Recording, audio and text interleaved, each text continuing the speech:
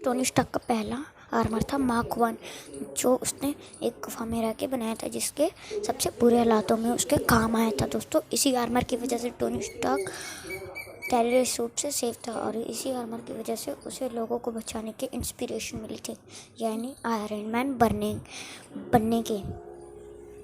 चाहे iron man के कितने भी आर्मर क्यों ना आ जाए, पर ये आर्मर उसके टॉप 10 आर्मर में से बेस्ट रहेगा। इसी का अपडेटेड वर्जन हमें मार्क 2 यानी कि आयरन मैन में दिखने को मिला।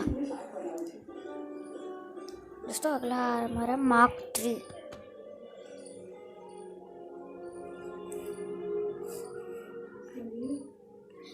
मार्क 3 एक ऐसा आर्मर है जो ब्लड प्रूफ है और रेड स्टील और गोल्ड कलर से डिज़ाइन है।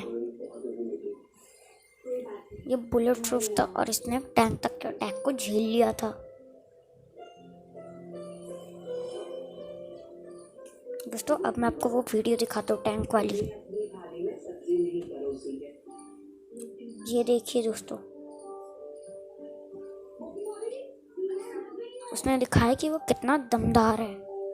अगला है मार्क 5। इस आर्मर को कहीं भी कैरी करके ले जाया जा सकता है।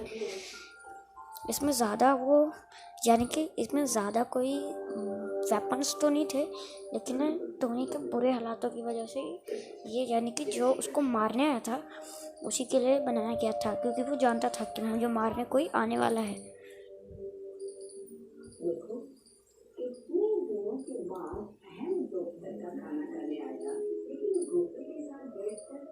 टोनी जब भी अपनी लैब से दूर होता तो उसे लैब में अपना सूट पहनने पड़ता, लेकिन इस सूट में ये ख़ास बात है कि ये कहीं भी ले जाया जा सकता है और किसी को भी दिया या कब ऐसे ही पहना जा सकता है। अगला है वॉर मशीन एक्चुअल में मार्क 3 आर्मर का अपडेटेड वर्जन है, जिसने टोनी स्टार्क से लेकर जेम्स रॉड ने इसमें एडिशनल वेपन्स लगा दिए। और एडिशनल वेपन्स हमें सबसे पहले दिखे थे आयरन मैन 2 की लास्ट सीन में।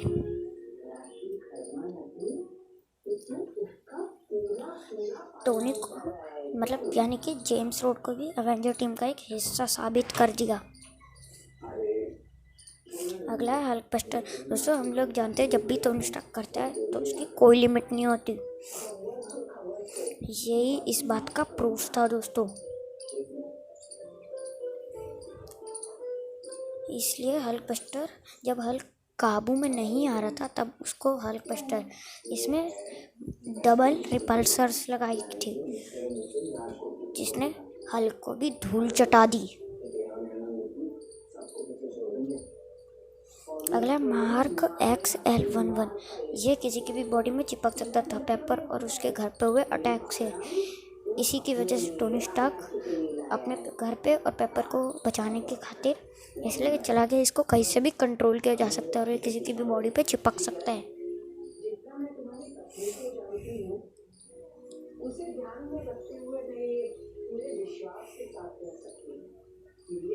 इस आर्मर की यही खासियत की वजह से टोनी स्टार्क का सबसे बेस्ट आर्मर मैं यही मानता हूँ। और इसी का अपडेटेड वर्जन हमें स्पाइडरमैन होमकमिंग में दिखा था। अगला है हल्क बस्टर 2.0। जब हल्क एक्शन में नहीं था तब उसके सबसे बुरे हालात में हल्क बस्टर 2.0 को यानी कि दोबारा यूज़ किया गया। थैंक टू ये, अगर हल्क बस्टर को इन्फिनिटी वॉर में यानी कि ख़त्म कर दिया जाता तो आज हल्क ऐसा एक्शन में नहीं था। तो फिर बताइए दोस्तों क्या होता, कमेंट में मुझे ज़रूर बताइए क्या होता फिर।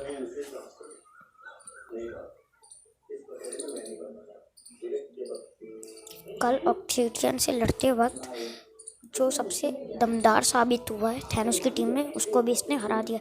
अगला है हमारा मार्कल आर्मर एक ऐसा है जो किसी की भी बॉडी पे फॉर्म हो सकता है।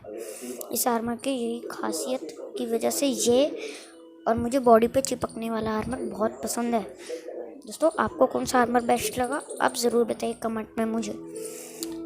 पेट से मिसाइल्स छोड़ना, दोस्तों ये सब कुछ अजीब गरीब लगा, लेकिन था ये आर्मर मेरे लिए तो बेस्ट।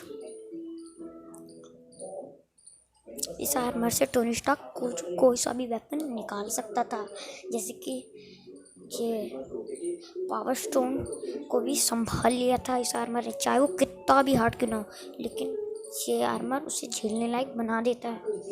भले ही टोनी स्टार्क इस आर्मर में थैनोस को नहीं कर पाया है, लेकिन ये सबसे आर्मर में से बेस्ट रहा। अगला रेसू आर्मर। रेसू आर्मर पेपर पॉट्स को गिफ्ट किए थे क्योंकि उसकी सुरक्षा के लिए। जब उसके घर पे अटैक हुआ तो फिर उसको समझ में आ गया कि पेपर के लिए हमें एक आर्मर तैयार करना चाहिए, और ये बात भी उसने क्लियर कर दी।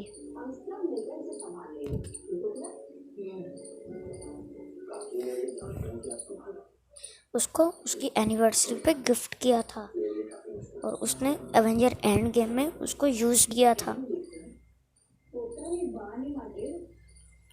अगला है मार्क लक्स वेव। ये आर्मर थैनोस के हारने के बाद बना था, जिसमें एक इन्फिनिटी गाउडलाइन भी था। ये अब तक का बेस्ट वो आर्मर रह चुका है।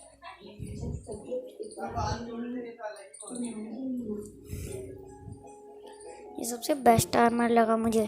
दोस्तों, आपको कौन सा आर्मर लगे मुझे कमेंट में ज़रूर बताइएगा।